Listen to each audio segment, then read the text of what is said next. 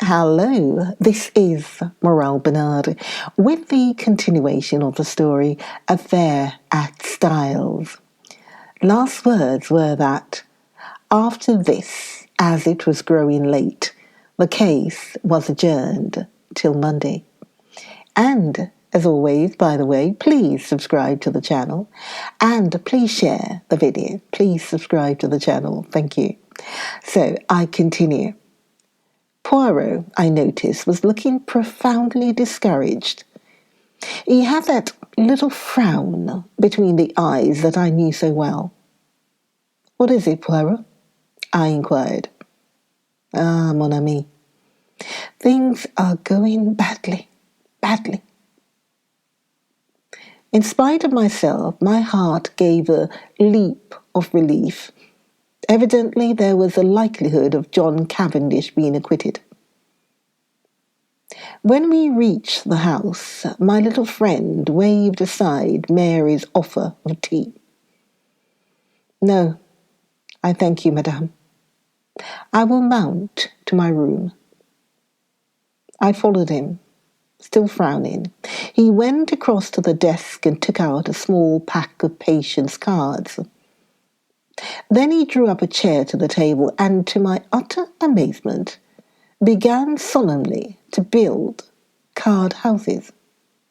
My jaw dropped involuntarily, and he said at once, "Mon ami, I'm not in my second childhood. I steady my nerves, that is all. This employment requires precision of the fingers. With precision of the fingers goes precision of the mind, the brain. And never have I needed that more than now." "What is the trouble?" I asked. With a great thump on the table, Poirot demolished his carefully built-up edifice. "It is this, mon ami, that I can build card houses 7 stories high, but I cannot thump, find, thump, that last link of which I spoke to you." I could not quite tell what to say, so I held my peace, and he began slowly building up the cards again, speaking in jerks as he did so. "It is done so, by placing one card on another with mathematical precision." I watched the card house rising under his hands, story by story. He never hesitated or faltered. It was really almost like a conjuring trick. "What a steady hand you've got," I remarked. "I believe I've only seen your hand shake once." "On an occasion when I was enraged, without doubt," observed Poirot with great placidity. "Yes, indeed. You were in a towering rage. Do you remember?" "It was when you discovered that the lock of the dispatch case in Mrs. Ingerthorpe's bedroom had been forced.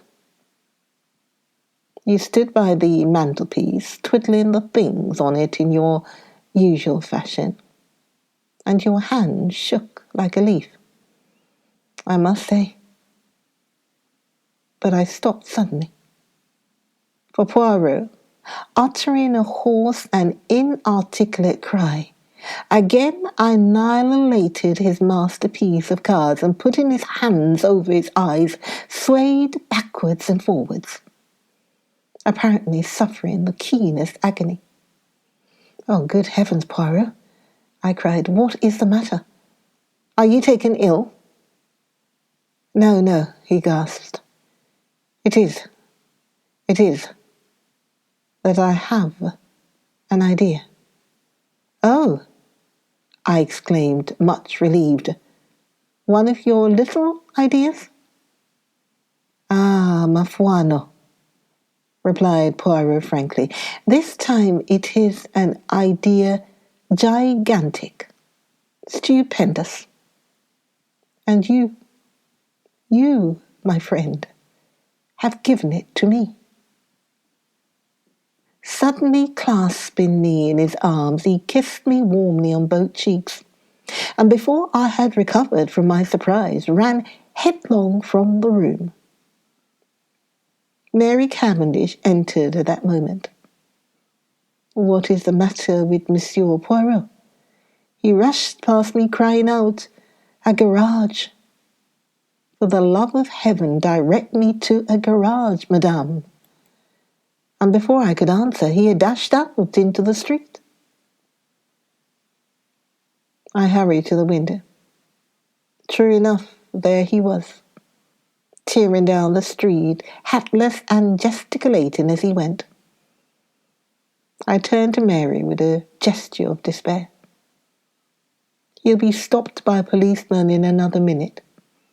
There he goes, round the corner." Our eyes met, and we stared helplessly at one another. What can be the matter? I shook my head. I don't know. He was building card houses when suddenly he said he had an idea and rushed off, as you saw. "Well," said Mary, "I expect he will be back before dinner." But night fell, and Poirot had not returned. Poirot's abrupt departure had intrigued us all greatly. Sunday morning wore away, and still he did not reappear. But about 3 o'clock, a ferocious and prolonged hooting outside drove us to the window to see Poirot alighting from a car, accompanied by Japp and Summerhay. The little man was transformed. He radiated an absurd complacency. He bowed with exaggerated respect to Mary Cavendish. "Madame, I have your permission to hold a little reunion in the salon. It is necessary for everyone to attend." Mary smiled sadly. "You know, Monsieur Poirot, that you have carte blanche in every way. You are too amiable, madame." Still beaming, Poirot marshalled us all into the drawing-room, bringing forward chairs as he did so. "Miss Howard here, Mademoiselle Cynthia, Monsieur Lawrence, the good Dorcas, and Annie. Benny. We must delay our proceedings a few minutes until Mr. Inglethorpe arrives. I have sent him a note." Miss Howard rose immediately from her seat. "If that man comes into the house, I leave it." No. Poirot went up to her and pleaded in a low voice. Finally, Miss Howard consented to return to her chair. A few minutes later, Alfred Inglethorpe entered the room. The company once assembled, Poirot rose from his seat with the air of a popular lecturer and bowed politely to his audience. "Messieurs, mesdames, as you all know, I was called in by Monsieur John Cavendish to investigate this case.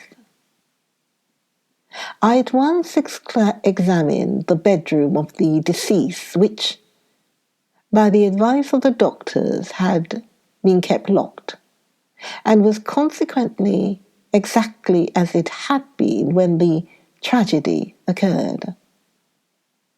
I found first a fragment of green material.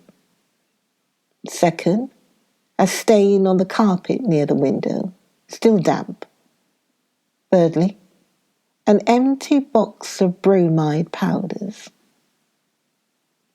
To take the fragment of green material first, I found it caught in the bolt of the communicating door between the room and the adjoining one, occupied by Mademoiselle Cynthia. I handed the fragment over to the police, who did not consider it of much importance. Nor did they recognize it for what it was, a piece torn from a green land armlet. There was a little stir of excitement. Now, there was only one person at Styles who worked on the land, Mrs. Cavendish. Therefore, it must have been Mrs. Cavendish who entered the deceased room through the door communicating with Mademoiselle Cynthia's room. But that door was bolted on the inside, I cried. When I examined the room, yes. But in the first place, we have only her word for it, since it was she who tried that particular door and reported it fastened. In the ensuing confusion, she would have had ample opportunity to shoot the bolt across. I took an early opportunity of verifying my conjectures. To begin with, the fragment corresponds exactly with a tear in Mrs. Cavendish's armlet. Also, at the inquest, Mrs. Cavendish declared that she had heard from her own room the fall of the table by the bed. I took an early opportunity of testing that statement by stationing my friend Monsieur Hastings in the left wing of the building, just outside Mrs. Cavendish's door.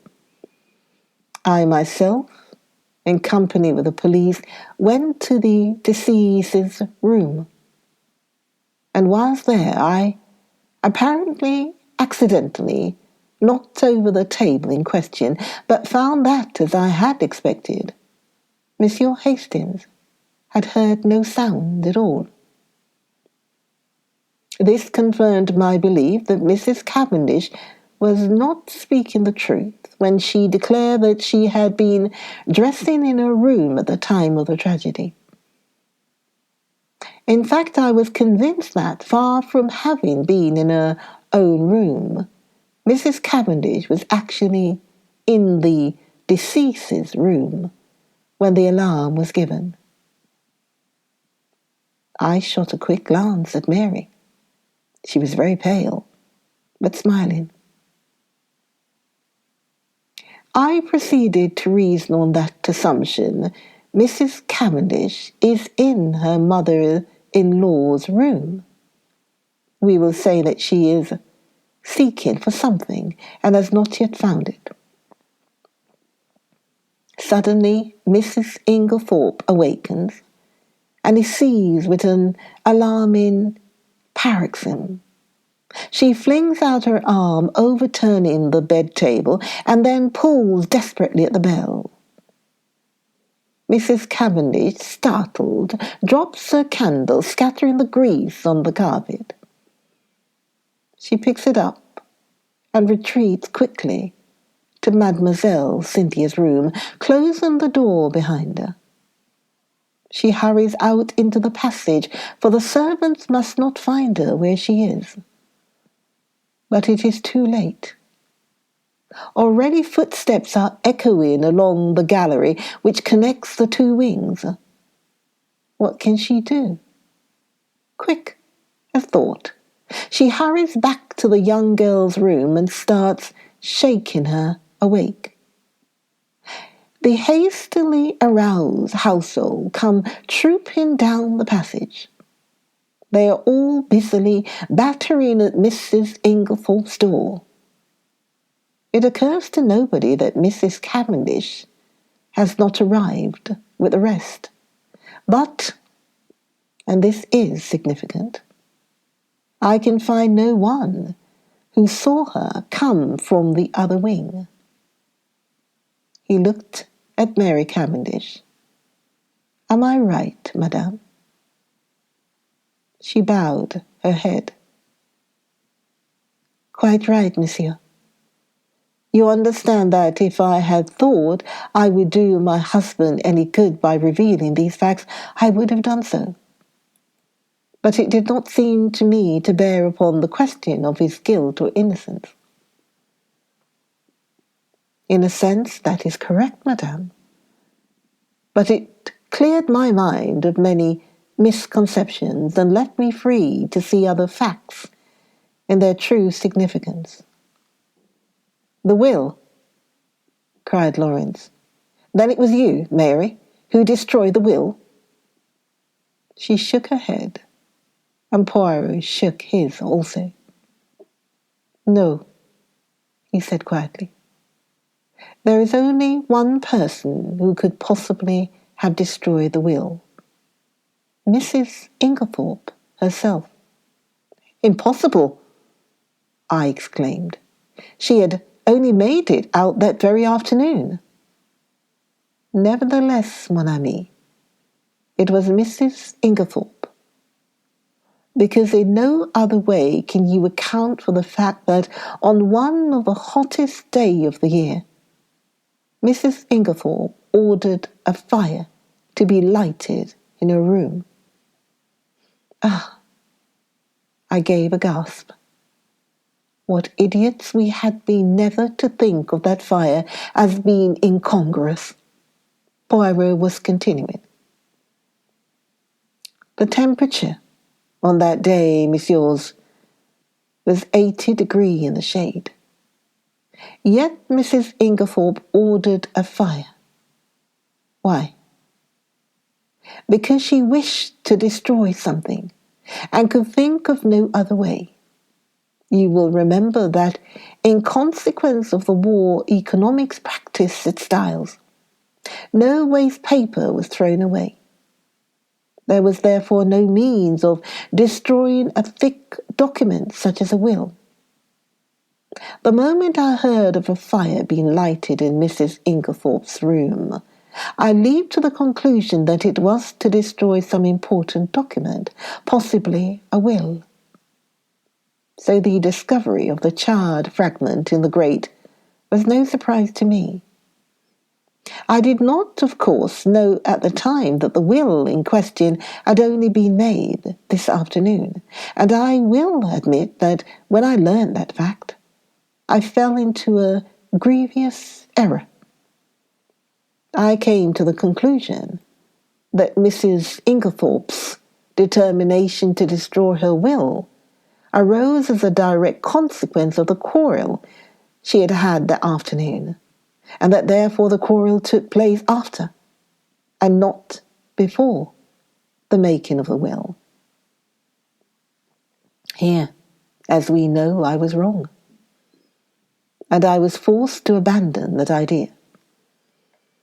I face a problem from a new standpoint.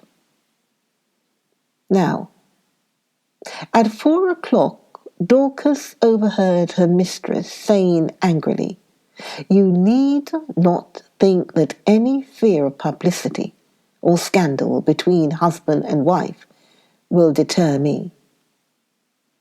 I conjectured, and conjectured rightly, that these words were addressed not to her husband, but to Mr. John Cavendish.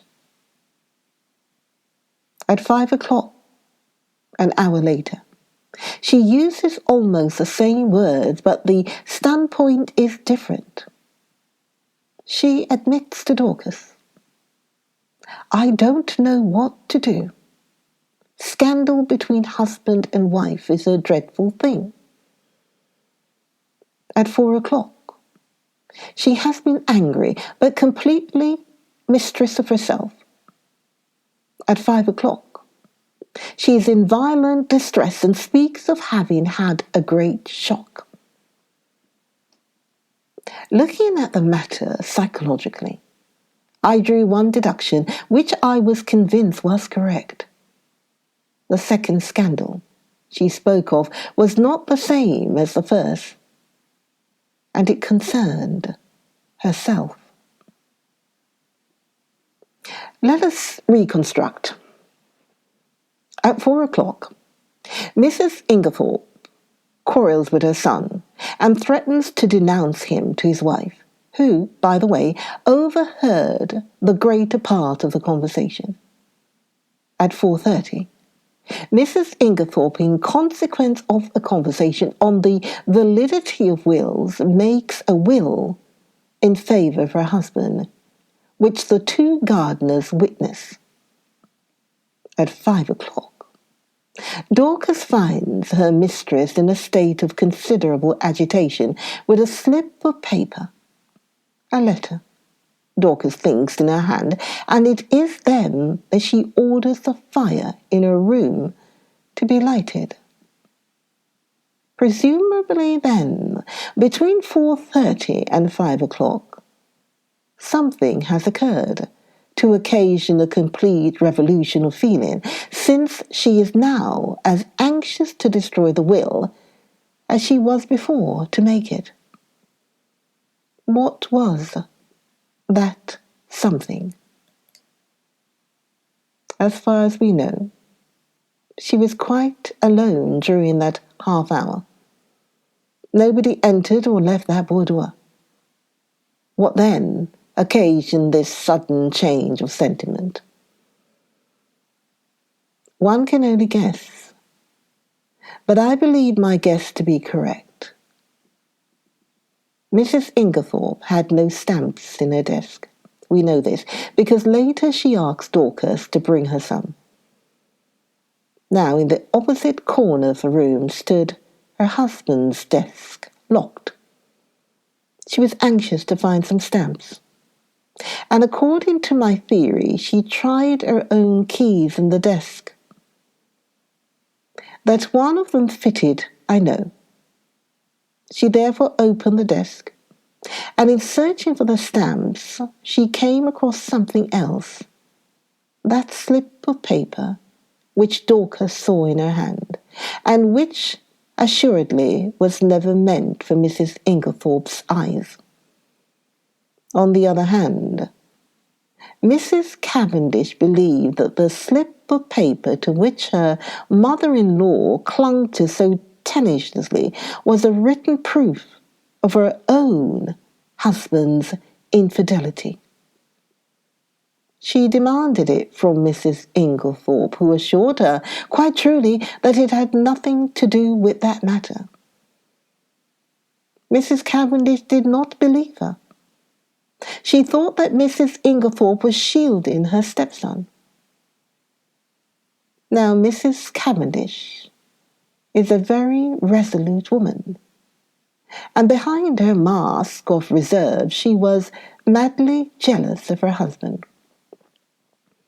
She determined to get hold of that paper at all cost, and in this resolution chance came to her aid. She happened to pick up the key of Mrs. Ingerthorpe's dispatch case, which had been lost that morning. She knew that her mother-in-law invariably kept all important papers in this particular case. Mrs. Cavendish, therefore, made her plans as only a woman driven desperate through jealousy could have done. Sometime in the evening, she unbolted the door leading into Mademoiselle Cynthia's room. Possibly she applied oil to the hinges, for I found that it opened quite noiselessly when I tried it. She put off her project until the early hours of the morning as being safer, since the servants were accustomed to hearing her move about her room at that time. She dressed completely in a land kit and made her way quietly through Mademoiselle Cynthia's room into that of Mrs. Ingerthorpe. He paused for a moment, and Cynthia interrupted.